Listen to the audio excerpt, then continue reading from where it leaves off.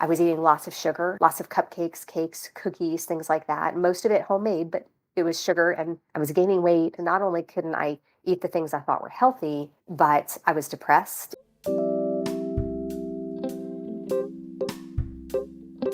If you've been watching, you know that I take my ingredients very seriously, but there are 3 companies that I have found that I absolutely love. Check the description for discount codes. Hi, welcome to my show. My name is Adrian. I've been on a health and wellness journey for over 18 years, starting being a contestant on NBC's The Biggest Loser, where I lost 66 pounds. But then, like so many, I gained all my weight back and I've struggled ever since. And I've tried everything from marathon running to a keto diet to bariatric surgery. And I finally found what works for me, which is an all meat carnivore diet. In my show, I'm going to be interviewing different people who've inspired me, who've also had struggles and have overcome them by never giving up. Today, I'm going to interview my friend Serena. You can find her on Instagram, serena.carnivore, or on YouTube at Carnivore Revolution. Serena is a mom, a homeschooling mom, a business owner, a YouTuber, a meat eater, and a wonderful person. Serena, welcome to my show. Thank you so much for having me. I am honored to be here. Could you tell us a little bit about yourself? Well, you hit like all the big points there. But I started out, I actually used to be a disc jockey on the radio. So stuff like this kind of comes a little bit naturally to me. I don't talk about that much, but talking, on camera or on a microphone is kind of comes easily for me. But I'm a carnivore, and I started the carnivore diet. It'll be 3 years towards the end of May, and it's completely changed my life. What are some of the things that you tried before? Like, what were some of your struggles? Well, just like you, I have tried every diet out there, from calorie restriction and lots of exercise to the cabbage soup diet and Jenny Craig and Weight Watchers. I mean, you name the diet, I have tried it. And juice fasting, water fasting, like I've tried literally everything over the years. And it was always for me, it wasn't like a lot of weight. I did gain 80 pounds with my first pregnancy. So after she was born, I did have quite a bit of weight to lose. And then because I don't learn, I gained 60 pounds and then 40 pounds and then 30 pounds. So by the fourth pregnancy, I was kind of learning how to do it without gorging all the time. But that came from my background of eating disorders and disordered eating. I bought my first diet pills when I was 12. And so for me, that started out a long journey, a lifetime journey of being in like weight loss mode. And so my body is just super used to restriction and using that as a punishment. Even after times where I binged, I was bulimic for a really long time, and even once that stopped, I continued to binge and then restrict, kind of as a punishment for myself for doing that or for eating the things I shouldn't have eaten. And that's a really hard place to be, and I know so many women are in that same position, and whether they admit it publicly or not, it's very painful. Every single thing I did, every place I went, it all revolved around food for me, right? Like it was always, I mean, I remember bringing those smart ones, like the Weight Watchers meals, to Christmas dinner. And that's what I would eat because I had, like, that was when I was like really into controlling what I was doing. And I know so many women go into those, and men too, but mostly women go into those kinds of family gatherings, those meal with this like stressed state. Am I going to sabotage all of my hard work over the last few months for this one holiday meal? And you go into it thinking, you're going to do well, and then you end up sabotaging yourself. Basically, I have done that more times than I can count. And so I know a lot of other people struggle with that too. And it's a hard place to be. And at this point, because of the carnivore diet, I no longer have to deal with any of that, the ups and the downs and the gaining and the losing and the restricting, and just the feeling of being at peace with my food has given me like the ultimate food freedom.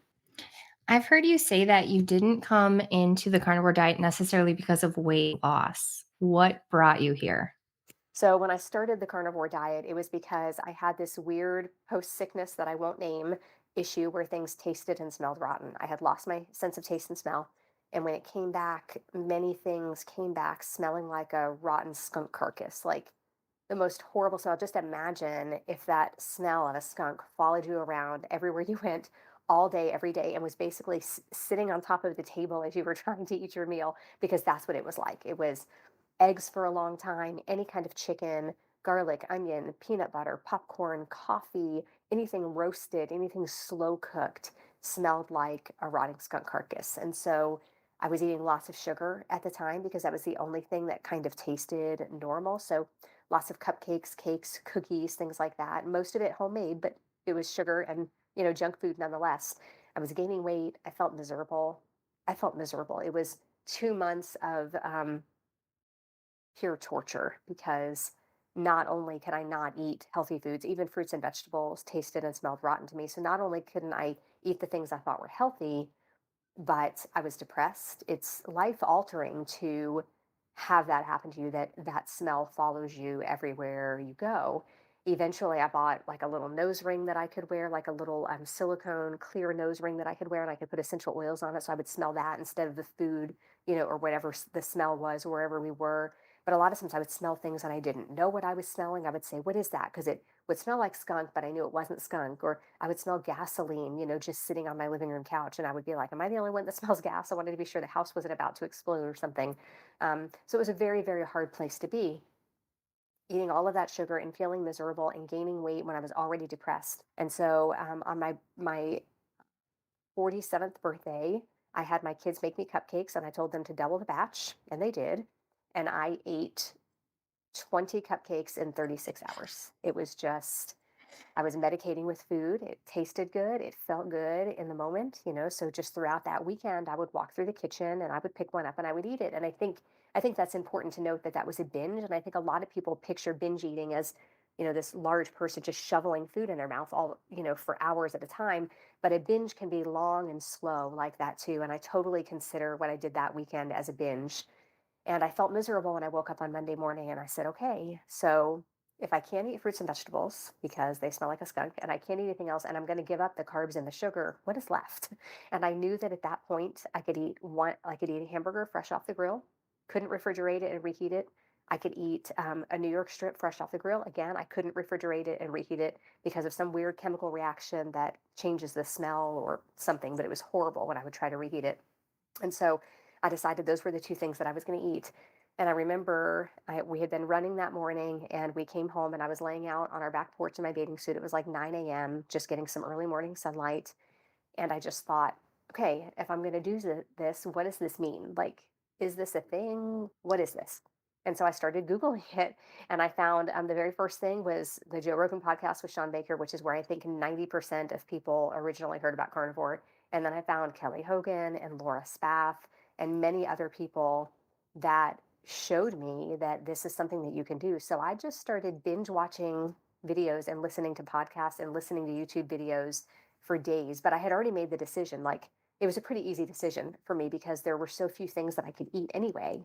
And so it just made sense for me to just eat the couple of things that I could eat. And I didn't put much more thought into it than that, just that I was giving up the sugar. And that was pretty much all that was left was those two things. And so after a few weeks, things started to get better. At one point, I was able to add eggs back in, after a few weeks. And then I was able to add different steaks back in. It took a really long time to get to the point where I could refrigerate something and reheat it. Like, it took several months for that. And then it was probably 6 or 8 months before I could eat chicken. Again, like, it took a really long time, but I felt like I was healing and I was making faster progress than I had made in the 3 or 4 months prior to starting carnivore. And it just it made a big difference in how I felt. I wasn't losing weight, but I was feeling a lot better. And so the weight kind of became a secondary thing. And even though I still wasn't losing weight, at about 6 months, I heard Katie Kelly talk about the difference between an abstainer and a moderator. And it was like a light bulb went off in my head when I heard her say that. And I was like, wait a minute, this is a thing. There's nothing wrong with me. I'm not like warped or defective. There are two different kinds of people, and I am definitely an abstainer. And it was like, for me, that it was that day that I realized that I was better, that I didn't have an eating disorder anymore, that I was not binging. I wasn't binging and restricting. I wasn't punishing myself, that I just was eating healthy foods and feeling mostly good and not stressing about food anymore and not being so overwhelmed when we were going out to eat or when we were going to a barbecue. Like, I knew there was going to be meat at a barbecue. There's always meat at a barbecue. And so it was suddenly like this food freedom and the stress that I had been under for probably 30.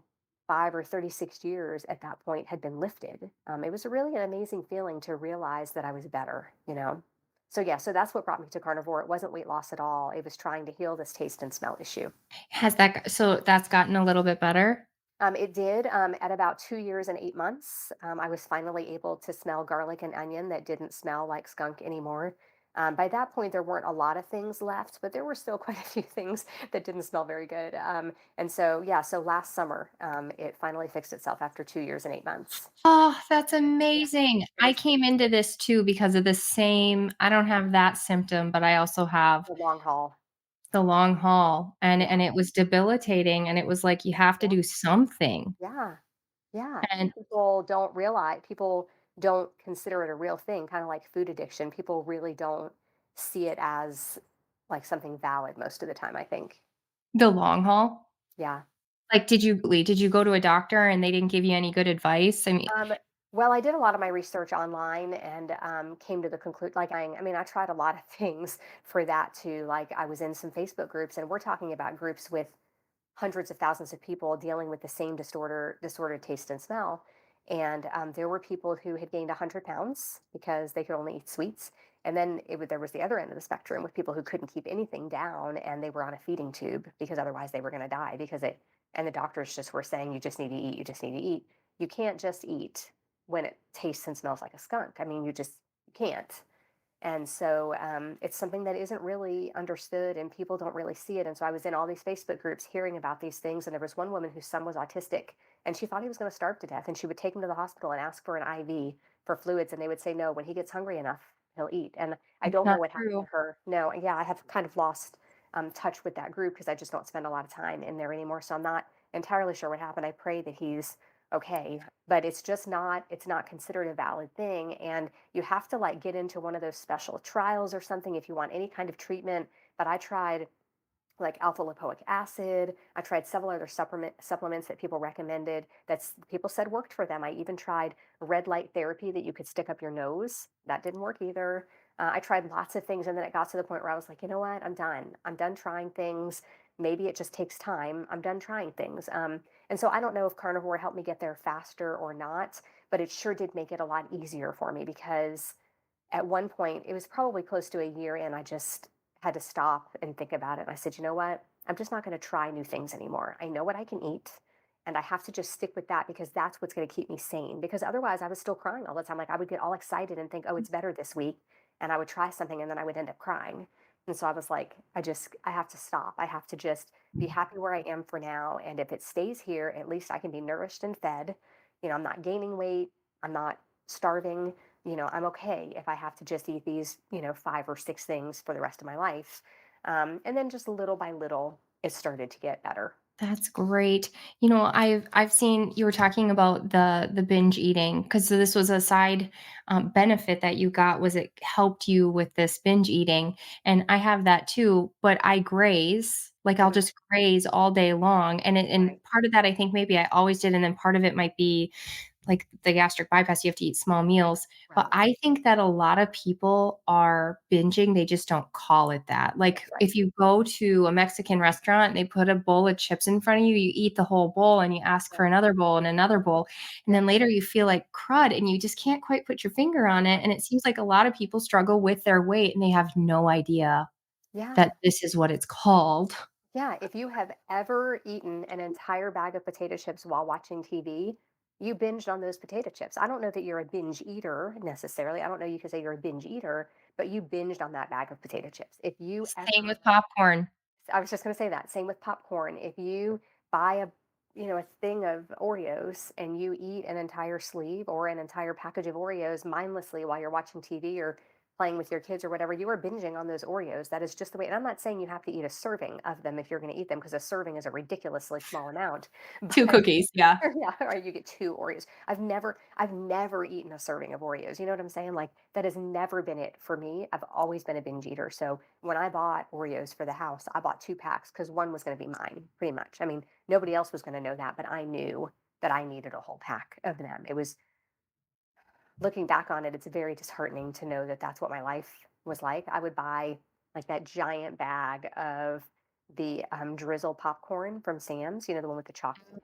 Yes. I would buy 2 of those. I would go shopping early in the morning by myself, and I would open one while I was shopping, and I would eat as much as I wanted. It would be like there would be, like, this much left when I got home, and I would roll that bag up, and I would hide it in the basement, and then I would bring the full bag in, and everybody would say, "Oh, yay," and I would share it with everybody and act like I hadn't just had almost a whole bag of it, and then later I would bring Mhm. the other bag up, and somebody would open the cabinet and say, "Oh, I thought this was gone. Oh, yeah, I found some popcorn." And I'm like, "Yeah, well, it's because it was in the garage."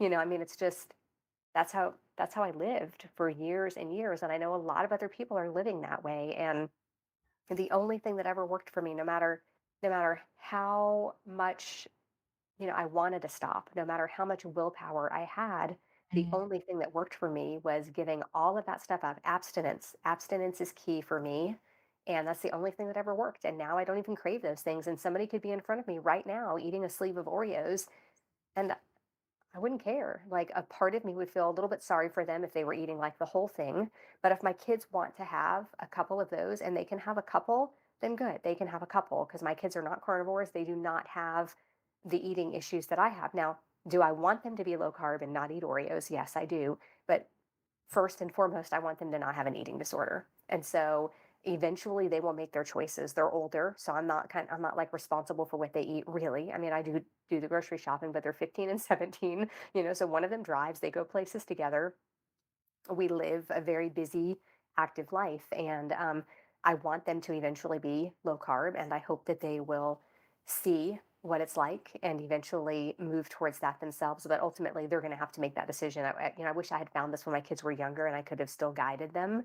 But it's a little too late for that. I'm not willing to sacrifice a relationship for it. And so I do think that they will make the right decisions eventually. But if they can have a couple of Oreos and put the pack away, then I can't really complain about that, right? I mean, if they can have a couple of something, then I'm not really going to complain. We don't buy regular Oreos. Everything we buy, just about is gluten free. And I try to buy the more natural version of any products that are out there. And the gluten free Oreos actually have very few ingredients in them.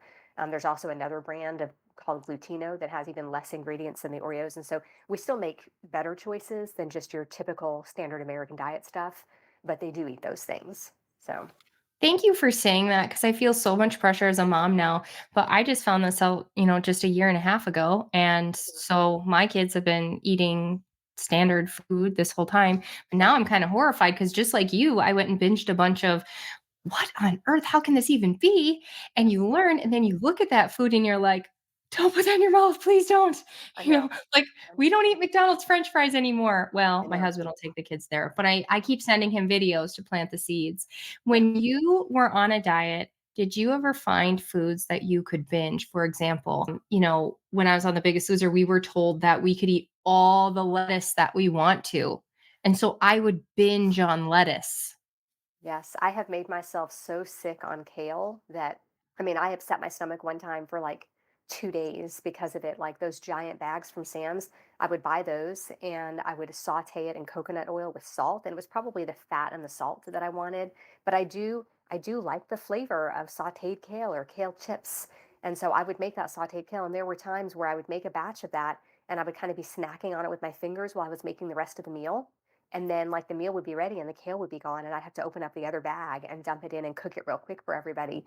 And a friend of mine said to me one day, I was complaining, I was like, I ate the entire bag of kale. She said, I've never seen anybody sad because they ate an entire bag of kale. And I was like, yeah, but I'm sick. I mean, like, I was so sick. My stomach hurt so bad. I ate, like, I'm talking the entire, like, they expect that bag to last a week. And I ate the entire thing. There were probably 30 servings in there, and I ate the whole thing. And so, those foods can be bad too, and I can binge on them. I made whole wheat pizza one time for Valentine's Day for my family shaped like hearts. And while they were off doing other things and making crafts or something, I ate an entire pizza and I was so embarrassed. I wiped off the pan and put it away and acted like I only made two instead of three. I mean, like, I definitely had a problem. I definitely had a problem with certain foods. But now I can make carnivore pizza and not binge on it. It's really funny how that can happen. I mean, I probably eat a little bit too much of it, but I don't feel bad about it. Your pizza is why I'm not giving up dairy forever. Like, What can I I say? am going to heal so I can have Serena's carnivore pizza because it Oh, looks it's so good. amazing. So good. Um, Mm. oh, I had another question. So good. I did it. You were talking about the foods that you could binge Uh-huh. and there was a My really good one. family my family not being carnivore, my kids not being carnivore. Oh, I know what it was. Do you think, part of the disordered eating is, habit and emotion, but do you think part of it's the food? Like, I find there's some foods that will never ever fill me, but if Yeah. I eat 3 burger patties, I'm full. Yeah, absolutely. I'm a bottomless pit when it comes to things like the chocolate drizzle popcorn, and I would feel sick, but I would still shovel it in. Like I still wanted more, even though I was full.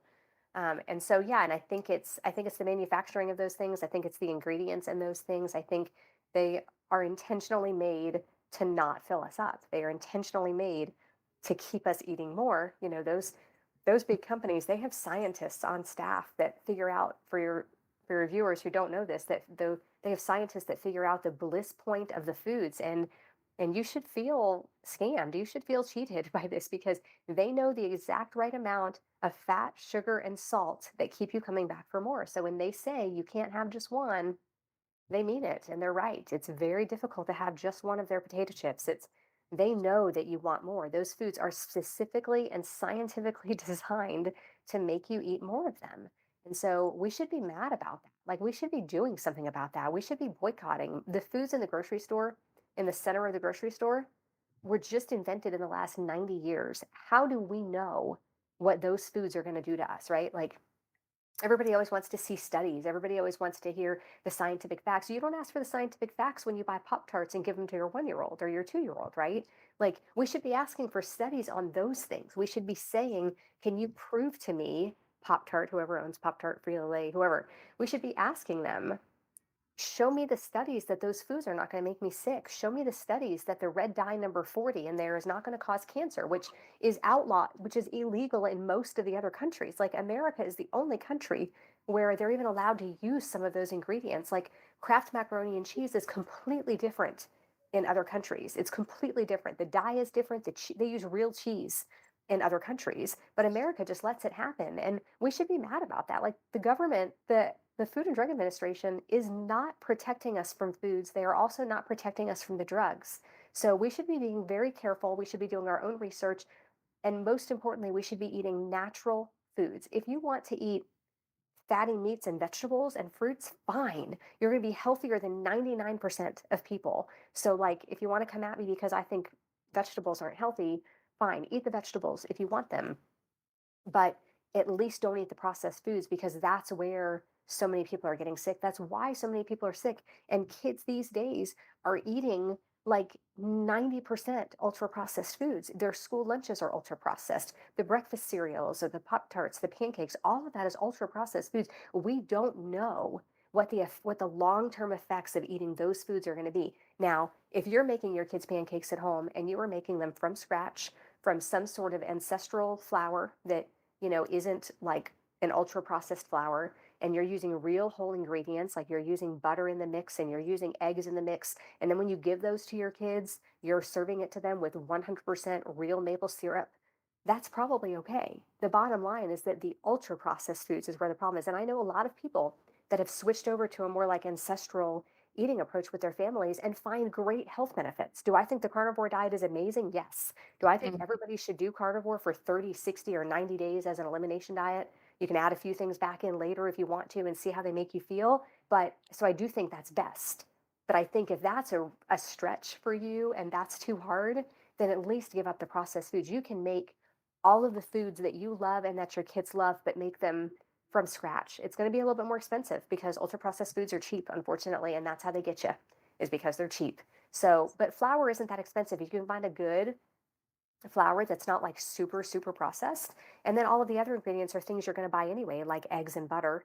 And then buy real maple syrup, just limit how much people use because it is more expensive. But I think you can do that. I think that you can buy steel cut oats and still give your kids oatmeal for breakfast. It's just not going to be instant. And then you can sweeten it with things like cane sugar, which is better than, ultra processed, the garbage that we put, than high fructose corn syrup. You can still sweeten it a little bit for your kids. You can put some maple syrup in it. I think we can still do those things and have them be healthier. So if carnivore is a stretch for you, don't let that alienate you from eating healthy because you can definitely still eat healthy and feed your family healthy and on a budget real whole foods are going to fill you up. So even something like steel cut oats with an egg is going to fill you up and keep you more full than, like the ultra processed versions of those things. And so chances are you're actually going to eat less and you're going to save money if you change the way you eat and just make those things fresh instead of making everything processed. I really think this study is just walk into a school. You walk into the preschool and the kids are absolutely out of control. Yeah. And I think they're just their nervous system is just terrible. And I know, Yeah. older generations will say you guys don't know how to parent, but when you look like in one of my son's eyes, he's not even there sometimes. And I watch what he eats, but it's just all the sensory, all the things going on. When I came into the carnivore diet, I was convinced that sugar was Satan. Was convinced sugar was the devil.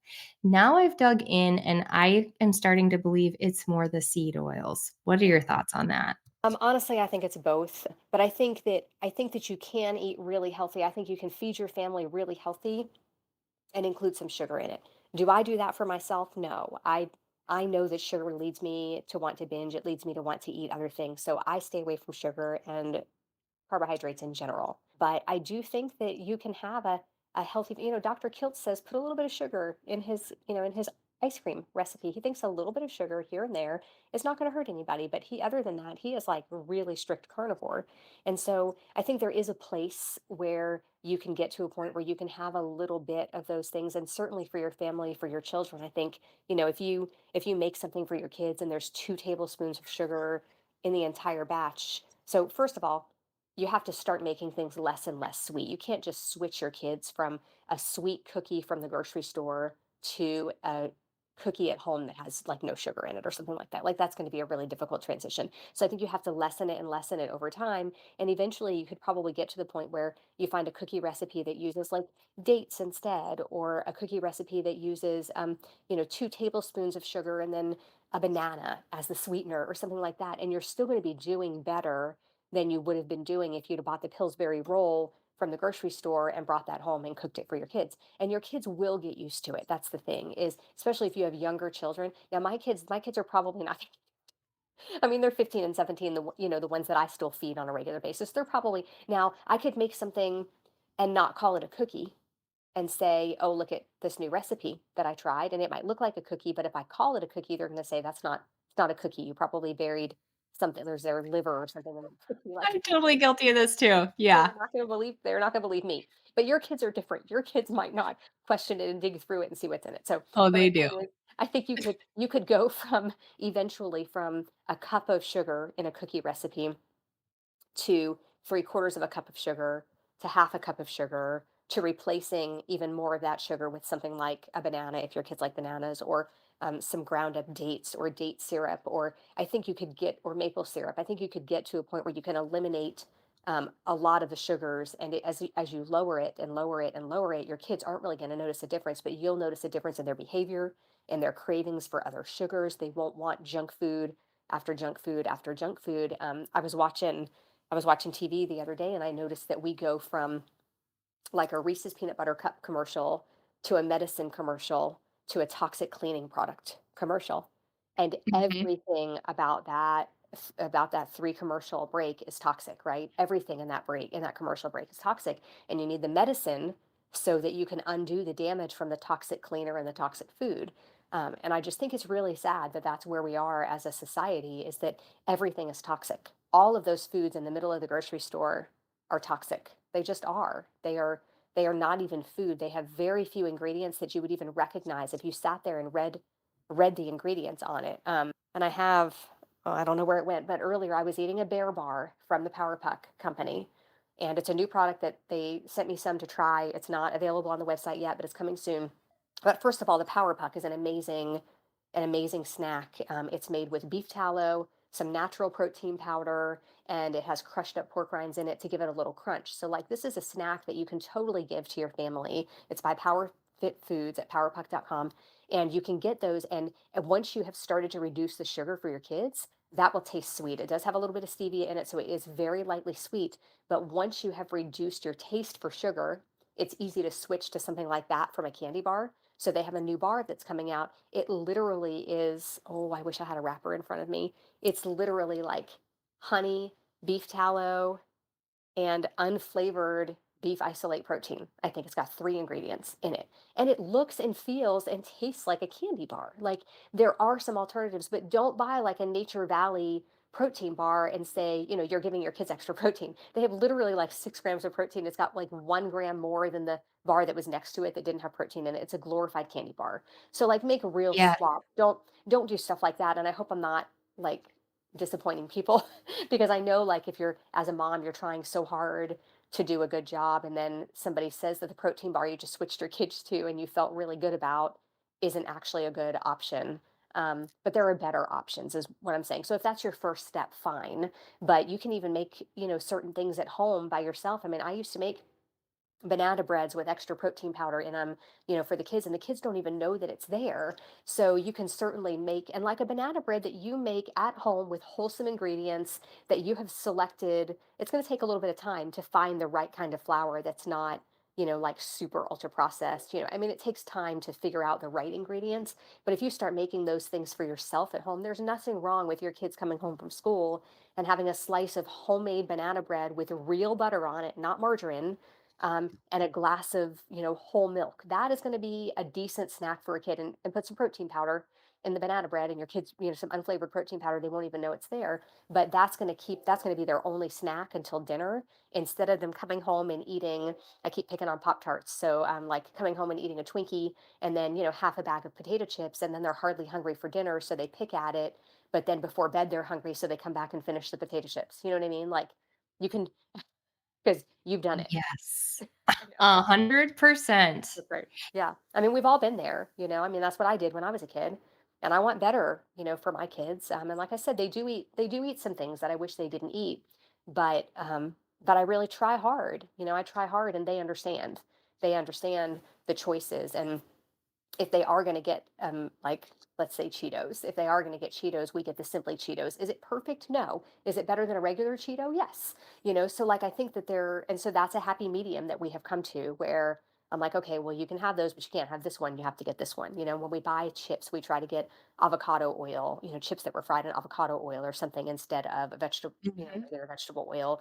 So there are some really good swaps out there that are a little bit more expensive, but even if you're on a budget, a lot of times you can still make it work, right? If your kids are eating more eggs, which I know we complain about the price of eggs, but 3 eggs for breakfast cooked in real butter is still cheaper than going out to breakfast. It's probably even cheaper than stopping at McDonald's for breakfast, and so much healthier. So I think that there are swaps that you can make that you think are going to cost you more, but those 3 eggs that you give your kids at breakfast are going to save you money on a snack that they won't have to buy before lunchtime because they won't be hungry. And so I think it's important to keep those things in mind if you're on a budget and you're thinking, well, I can't feed my kids the better version of a Cheeto or the organic, Annie's macaroni and cheese versus Kraft macaroni and cheese. I think about the cost, what the difference really is in the cost, and then think about somewhere else where you could cut back. Like I mentioned, like the cleaning products in the commercial, the toxic cleaning products. Like, if you cleaned with vinegar, with white vinegar, instead of one of those toxic cleaning products, you're going to save like $3 or $4 right there. So you can put that, towards your food. And so I think there are a lot of places we can save money like that. And once you start doing this, you're going to be healthier, and then you're not going to have to go to the doctor as much. So that saves you gas, medicine, the doctor visit. So I think that there is an all around circle here of a way that you can save money and still feed your family better and keep everybody happy. And it doesn't have to be carnivore. I love carnivore for me. I wish my whole family was carnivore. Carnivore with fruit, with a little bit of fruit, with some berries wouldn't be terrible. I would love for my whole family to eat like that. But, that's just not going to happen right now. And that's okay. I have to keep things in perspective and save my relationships and all those kinds of things. And so I think everybody has to do what they got to do. But I think you can totally feed your family healthily and save money at the same time. Yeah, we're shooting for the meat with the fruit, but then my kids do go to school, and the schools are having these meatless lunches. Everything is so processed. I Everybody else know. around them's eating all that stuff. Then someone has a birthday, Yeah. and like Yeah. you said, I don't wanna create a disorder, and I don't want them to ever feel deprived. Right. So I'm in a weird spot of, like, what to Yeah. do with that exactly, but I'm Yeah. doing the best I can, and it's Yeah. progress, not perfection. That's And I like exactly. how you're trying to inspire your kids, you're trying to inspire them by showing them how you do it instead of promoting it to them. You're Right. inspiring them instead of promoting.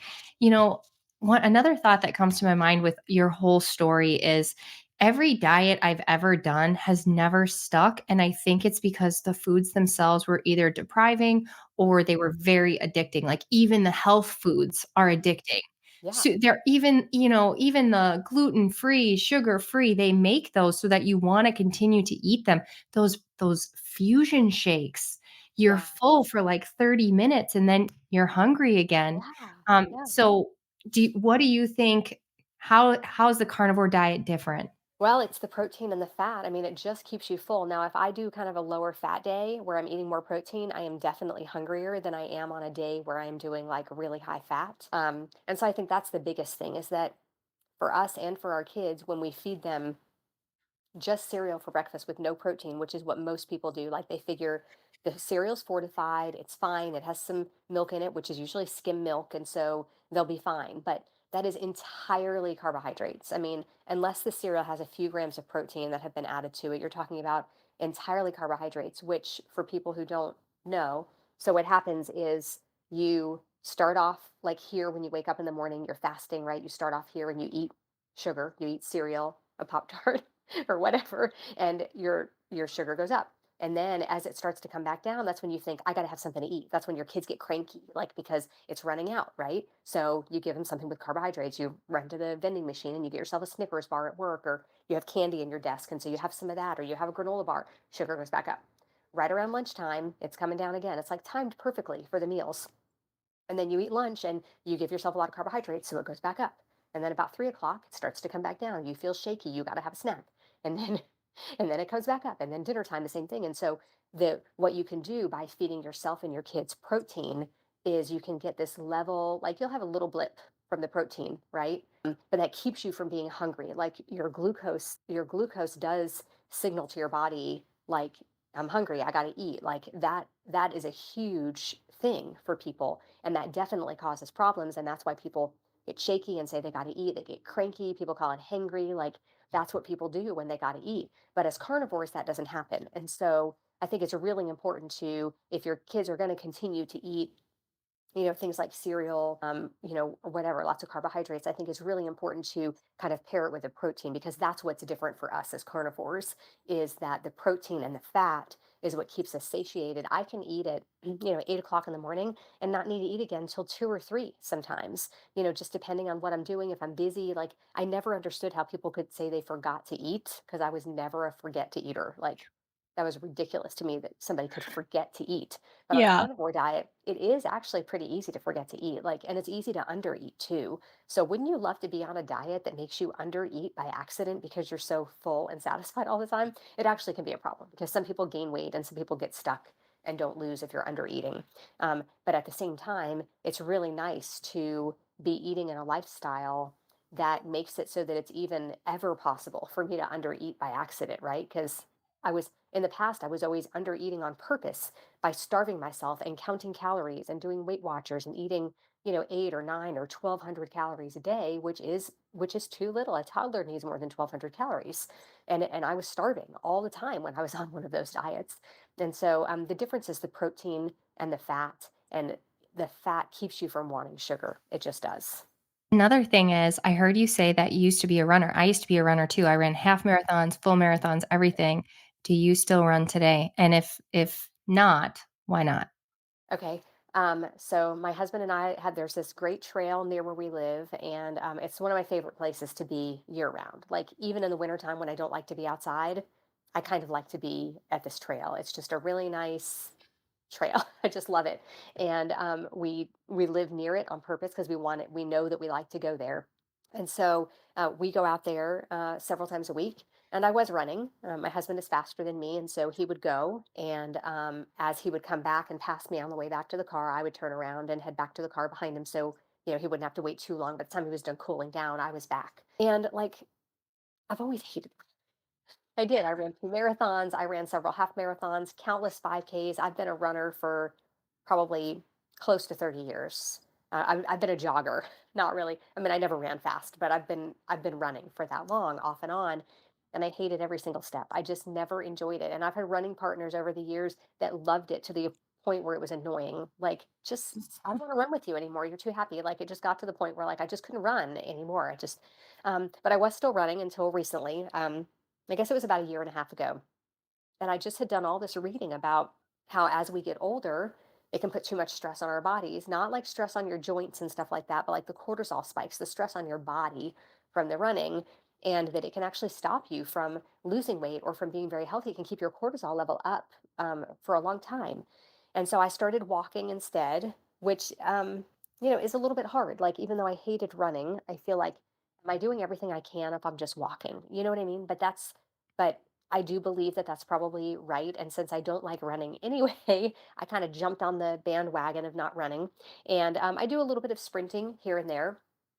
I prefer walking. I can take the dog and I will listen to an audiobook. It's very relaxing. I can just kind of walk with her, let her off the leash when nobody else is around, and then put her back on when people come. It can be very relaxing for me to just kind of go for a walk, and I can walk for an hour and not even realize, that the time is passing as long as I'm listening to a good book or something. And so I find that much more relaxing. And so I feel like that must be doing something better for my cortisol than making myself. I mean, I know you're supposed to do something you hate every day. You are supposed to do that, just for the betterment of yourself.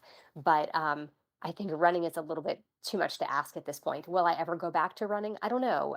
We went on a hiking trail recently, and I remembered how much I love trail runs. And I thought, oh, I should sign up for a trail run, like a 3 mile or a 5 mile or a 15 mile trail run, like I did, maybe 6 or 7 years ago. And then I never signed up for it, and I never started running. And so, like, I think the walking is just where I need to be right now. I also lift weights. 5 times a week with my girls. So we have a weightlifting program that we're doing, and we're pretty good about getting it done 5 days a week. And so that helps. Doing it with them has made me stick with it much more than I would have. Like, the program is 5 days a week and 2 days off. And so I started this program. And when I got to like day 12 of the program, it was actually like day 25 from when I started. Like, cause I would say, oh, well, I won't do it today. I'll do it tomorrow. Oh, I'll just do it 3 times a week. It's okay. Like, I would always like make excuses and stuff. And they are like, man, they are tough. They are on it. They are like, no, we got to go. We got to work out. We can't miss it today. And so that has really helped me. Having them keep me accountable has really helped me. So 5 days a week for since October, and this is May. Now we've taken a couple of Mhm. breaks. Yeah, we've done great. Like, and we planned it so that like we finished up one program like the week of Christmas, so we took that week off and then got right back on. Here lately, there's been a lot of like busyness and stuff that has maybe kept us from doing it as often. So I would say at this point, it's probably on average 4 days a week, but we want to do it 5 days a week. And so I've got a little bit of stuff going on today. I'm not feeling great, and so I haven't done it in the last few days. But they have been doing it without me. Like, they're like, well, you'll have to catch up. so I've heard so it's been nice. I've heard some people say you only have to do 30 minutes twice a week, and so I cut down what I was doing, and I have seen no progress. For me, I Really? do need to do, like, at least 30 minutes a day of some kind of strength type Yeah. thing to see a change. Yeah, I think especially as we get older, the building muscle is super important.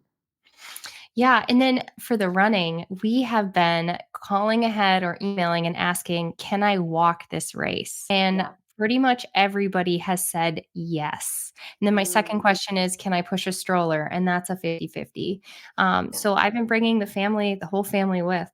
That's We just awesome. walk it, and it feels That's awesome. awesome, and you get to be part of the atmosphere, and you get to work Yes. towards something, Yeah, and so that's that's awesome. great. So you're like overall health. Another thing you were working on, which I'm wondering, is this woo-woo or did it really change your life? You were working on getting more sun. Were you cutting the red light? Were you cutting the blue light? You were working on more of the other stuff. Did that Yeah. make a difference in your life? Would you suggest that we all start stressing about that?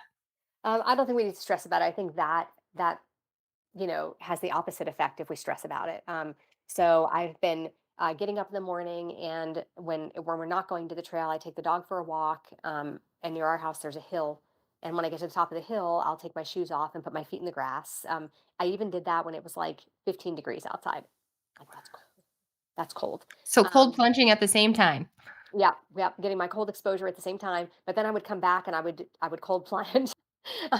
And I would try to not use my phone like till 9 o'clock in the morning. And I was getting up at like 5:45 or 6 o'clock. And so that's hard. Like, I mean, I would use it, I would turn it on real quick, like to either check the temperature or to start my audiobook, and then I would turn it right back off. So if I'm not getting to your messages and I'm not responding to emails as quickly as you think I should, it's because I'm not using my phone until like 9 o'clock in the morning.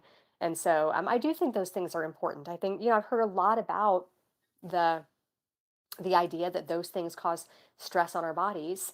And so I think it's worth it. I think it's worth doing those things and just see how you feel. Like I did really feel empowered by doing the cold plunge every day. Now it's been probably more than a month since I've done it because the weather turned and I don't want to buy 2 bags of ice every day. And I So don't. you did a literal cold plunge as Oh, well. yes, yes. I have one of those. It's kind of like a blow up one. It's pretty big. Yeah. Like two people could probably get in it, but it holds a lot of water, and so you have to drain it like every week or week and a half, 2 weeks if if you really stretch it. And then when it was winter out, it was fine because it stayed cold. But about last month, it started being so warm here that it's just not as cold as it was. And so, and you got to be careful. I gave myself nerve damage 3 separate times. So, like, don't not do research. Like, start at like 50 or 55 degrees and work your way down. Don't do what Serena did and give yourself nerve damage from it. But I do think that there is something to be said for doing those things and if you hate them, that's all the better because that's supposed to be really good for you if you do those things, even though you don't like them. And I never got to the point where I liked cold plunging. I did it for maybe 3.5 months, almost on a daily basis. And I didn't look forward to it at all. I mean, I didn't like it, but it did get easier, if that makes sense. But it was never something like on my way out the door, there was always this like sigh, like, oh. And it got to the point where I had hurt my back. And so I couldn't really exercise. And I interviewed somebody who said that you can actually use the cold plunge as exercise if you're injured. And so I was staying in for 15 minutes, which is a really long time.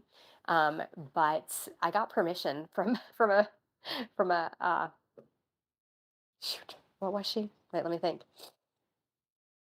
Okay. But I got permission from a quantum biologist. And so I thought, well, if she says I can use this as exercise, then that's great since I can't exercise right now. It was like a month I couldn't exercise because I'd hurt my back. So I was just staying in longer, get your heart rate up. You have to warm your body up. And so it can be really good for you. I'm not recommending 15 minutes. I don't want anybody to get hurt and then blame it on me. So this is my disclosure. You do what makes you feel comfortable. Um, and I didn't enjoy it at all, but I would listen to an audiobook and I would sit and where mine is, a lot of times at that time of the morning, the sun gets my face. So I was getting sun exposure and doing my cold plunge at the same time. So I do think it's worth doing some of those things. I don't think they're all necessary, but even just taking my feet out of my shoes and putting them in the grass was considered cold exposure. So if you have a place where you can do that, you can even just put your feet in really cold water and consider that some cold exposure. It doesn't have to be $100 or more expensive, cold plunge tank. Mine was like $100. I got it for Christmas. It sat in the corner of my living room empty for about 3.5 weeks. And sometimes I would cry when I would look at it because I knew that asking for it and get it and receiving it as a gift meant I was going to have to use it. I really did not want to use it. I cried so hard the first time I got in. It was really, really difficult. But I do think it was worth it. Like I did hard things that people said were healthy. And so I'm trying to believe them and do those hard things. Like I think biohacking can be a good thing. And so, I mean, I don't think you have to spend a lot of money or, do things that are going to harm you. So always check, always do some research first. But I do think that those things can be helpful. Getting that morning sun, not using your phone, at first, and putting your feet in the grass, doing some grounding, getting that cold exposure. I think all of those things can definitely help. Man, you are such an inspiration. I thought I was doing a lot, but here you are homeschooling your kids, running a tallow business, which if you haven't tried Serena's Purely Tallow, you need to get some. It is so glorious the way it just rubs on your skin. I've tried to whip tallow myself. It doesn't look anything like this. I Oh, put it on my lips every single night. I put it on my babies. They think it's such a treat. So you've got your tallow business and your homeschooling and your YouTubing and your cold plunging. I love it. that Is there sounds like a any lot. I'm tired. you're my kind of lady. I love to be around people who inspire me, and you are definitely one of them. You are my kind of lady. I mean, I am so glad that we're friends. You have blessed this space so much. I mean, you really, really have. I'm grateful to have found it because along with losing weight, healing, working on it really helps with that food addiction. You can also make a lot of really good friends, Yeah, like just it's amazing amazing. people. Yeah, it's amazing the people that you can meet and the friendships and the bonds that you can form with somebody that you've never met face to face. It's amazing. It is amazing. So you can find Serena on YouTube, Carnivore Revolution. You should check out her quantum biologist Yeah. interview. That It's was with amazing. Sarah Pugh. It was last month. So yeah, that was a good one. She had so much information. It was very plentiful of information. And you can find her on Instagram at serena.carnivore. And is there anything else? Have I missed anything? And then the tallow is at purelytallow.com. I think that's it. Well, thank you so much for coming on my show. I really appreciate you giving me this time. I hope everybody will come and like and subscribe and check you out. Thanks, Thank you. everyone. Thank you so much.